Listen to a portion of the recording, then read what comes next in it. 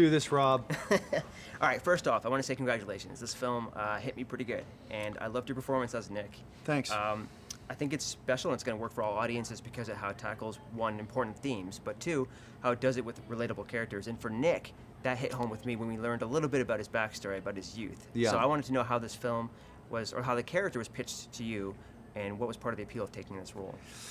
I don't really remember the character being pitched to me aside from, them saying that he's kind of a con man, kind of sly, kind of sarcastic, and I was like, okay, got it. I play that character a lot, and that's going to be a lot of fun. I didn't really have to be talked into any part of this film. I've always wanted to voice a character in an animated film, and the fact that it was a lead character and with a company like Disney Animation was just like, great, got it, check that off the bucket list. Did the character or the story change much throughout the development? Yeah, the script itself, or the story of itself, originally was going to be through the perspective of my character, and I think they realized early on that it's kind of a depressing, perspective to go into Zootopia, and he's not a big fan of what the town is, and things didn't work out for him there, and then he meets up with the bunny, Judy Hopps, and she kind of puts a smile on his face and makes it all better.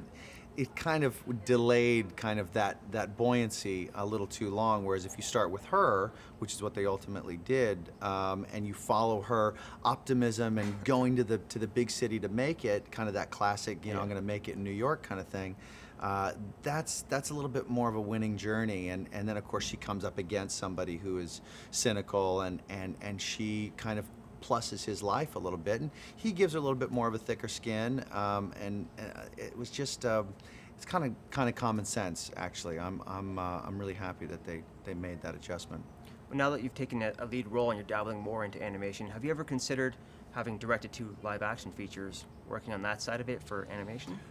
That would be a real privilege. There's the people who direct these films are very, very skilled at what it is that they do, and that's something that's super specific. Making these films is wildly different than making a live-action film. You have to have a deep knowledge of that whole process, which is unlike anything else. So I wouldn't assume to know how to do that, and I'd love to have the opportunity to learn. So just being behind the curtain just this bit on doing this film was really educational. I think I'd have to soak up quite a bit more before I deserve the right to kind of lead these people. Right.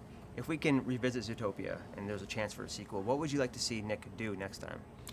Well, I like the fact that, it's a bit of a spoiler alert, but the fact that he becomes a cop with Judy is pretty cool, and I'd like to see them tackle some big cases and bring down some heavyweight criminals, and that would be kind of fun. And we can kind of scope things out a little bit more, My last question is a little off topic, but if I don't ask, I'm going to have some angry friends back at home. But I've heard you say some mixed things about Horrible Bosses 2, but I actually dug that film. Is there any chance of Horrible Bosses 3?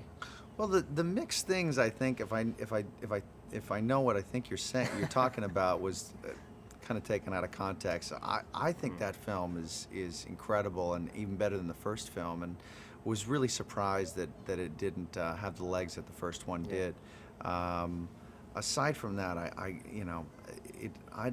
it's a fantastic couple of movies. I love playing that character and working with all those people. Cool. All right, thanks for your time. Yeah, thank you.